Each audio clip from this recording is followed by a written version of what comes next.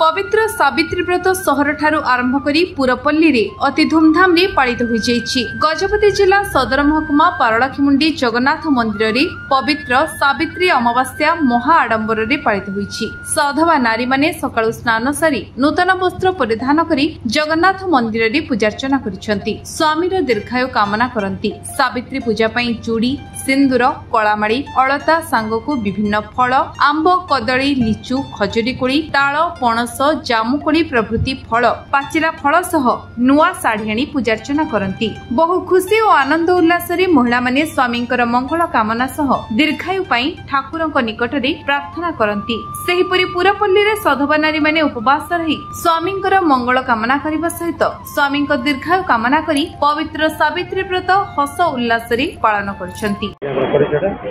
नमस्कार, मु स्नेहा बेहेरा एही पारलामाटीर बासिंदा। आज पवित्र सावित्री ओषा उपलक्षे समस्त शुभेच्छा एवं शुभकामना। आपण मैंने समस्त देखिपे आज प्रत्येक मंदिर रे हो जगन्नाथ मंदिर रे हो कि देवी मंदिर सबु शैवपीठ शक्तिपीठ वैष्णवपीठ सबुठारे सावित्री पूजा पालन होची। सावित्री कहले से ही महासती को बुझाए जी कि जमंग ठारू निजर स्वामी सत्यवान प्राण रक्षा करथिले।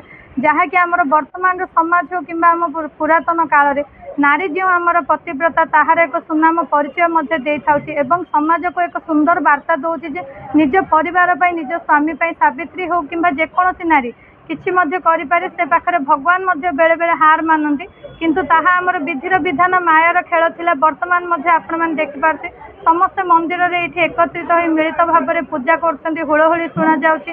जगन्नाथ मध्य सुंदर बेश होइचन्ती कालिया मुख एवं माँ लक्ष्मी मध्य आज सावित्री परी सज होई समस्त को आशीर्वाद ज्ञापन करछु बोली आशा रखछु एवं कामना करछु जे महाप्रभु पाखरे एही पूजा उपलक्षे समस्त जीवन मंगलमय हो एवं समस्त पाखे शांति रो विश्व में शांति स्थापन हो। धन्यवाद। सावित्री व्रत आसिला जी मन रे उल्लास आनी सावित्री व्रत आसिला जी मन रे उल्लास आनी सावित्री हेले जे सती सत्यवानंक पाई सावित्री हेले जे सती तो सत्यवानंक पाई जमर कबल से ही रक्षा कले तो पुणी पुराण बोइला तांकु जे महासती गोजाणी पुराण बोइला तांकु जे महासती गोजाणी पुराण रे अछि वर्णित सावित्री महात्म्य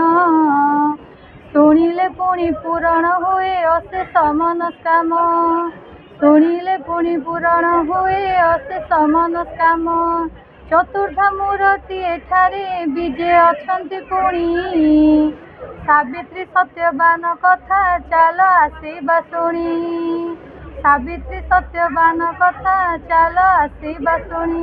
गजपति रेणुबाला भाईरा रिपोर्ट विश्व विजय न्यूज ओडिशा।